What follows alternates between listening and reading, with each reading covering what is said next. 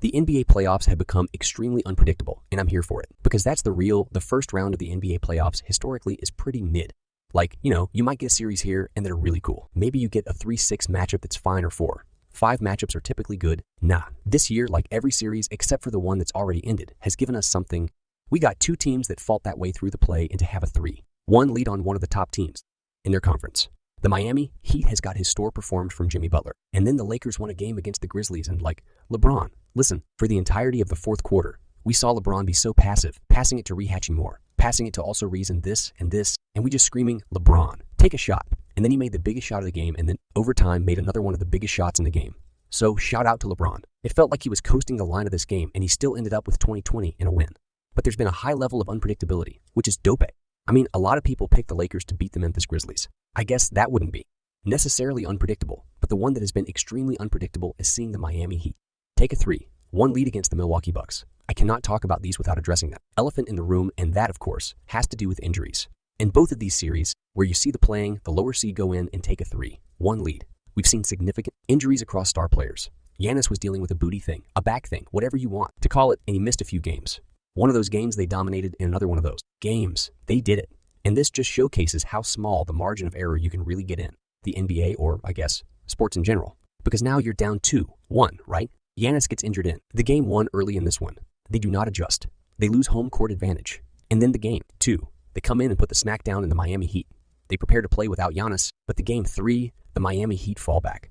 And now you got Giannis in this awkward position that even if he's not 80-70, he has to play because going down 3-1, it's almost a death sentence. I think it's been 13 times in the NBA history where we've seen some people come back 3-1. A lot of those fans feel like they're more recently like seeing the Denver Nuggets do it twice in 2020, or seeing the Cavs do it, of course, in the NBA Finals, or seeing Warriors do it the series before the NBA Finals. And then in 2015, he's not used to rocking. So a lot of these feels like they just happened in the last, 2015 is almost a decade ago. That's crazy. So that's why I say almost, because a lot of things can happen to change the series. But now, Giannis has to play this when he had a good game. But the margin of error was so small that a historic performance like this puts you in a hole, and now you have no room for error. You lose a game. You are out.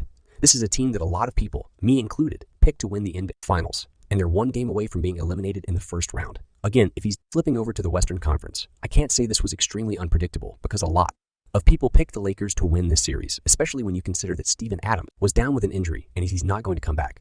And Brandon Clark is down with an injury. He's not going to come back. Those are 2 players you want in the hypothetical series against Anthony Davis, and they're gone. And now we at the wrinkle of Ja Morant not being able to use his right hand as effectively as he wants. It makes sense the Lakers are up here. Even before all of that, even before we knew who the Lakers are going to go against, a lot of you believed that the Lakers had done the things at the deadline to make themselves a championship contender. I think post-trade deadline, they were tied, with the Memphis Grizzlies for the best record in the Western Conference. So again, they were trending upward. I believe that this team could make a run. And here they are 1 game away from securing at least the first round, and they're going to go against the Sacramento Kings or the Warriors in the next round. A lot of this, I can't say all of it, because who knows, I'm not going to live in the world of hypotheticals. A lot of this has to do with the injuries around ball right now. I thought that the Clippers and the Sun series was gearing up to be a really, really good one, especially after Game 1 with Kawhi Leonard was back in RoboCop mode. And then now he's out missed the last couple, and he's guaranteed out for the next game as well. Joel Embiid got into your head to miss a game, but luckily his team rallied and swept the Brooklyn Nets without him. Joel Embiid probably 50s to start the next series, which is not a deal, because the next series, it's going to be significantly harder than the one that they just got done with. So we got Giannis missing time. We got Embiid missing time. We got Ja Morant missing time. We got Kawhi Leonard missing time. Paul George, I'm going to include because, him and Kawhi together is like this tandem, but he ain't get injured in the playoffs. These are players that got injured in the playoffs. And that's not even counting like Tyler Hero, who's out with a hand injury, or Victor Oladipo, who's out for like a year, man. I feel so bad for Victor Oladipo. And now we found out today that De'Aaron Fox is going to be trying. He might try to play with a broken index finger. So a lot of the variance that we're seeing in the playoffs right now is because of the injuries that are being suffered. The one thing that's covering all that up is the fact that these games have been damn good. Whether a star player is playing or not, we're getting banger after banger after banger. And again, this is the first ride of the playoffs. Y'all, we typically don't get this in a second round, the conference finals, even the finals. But we're getting it right here, right now. Bro, the Bucks are just 1 game away from getting eliminated.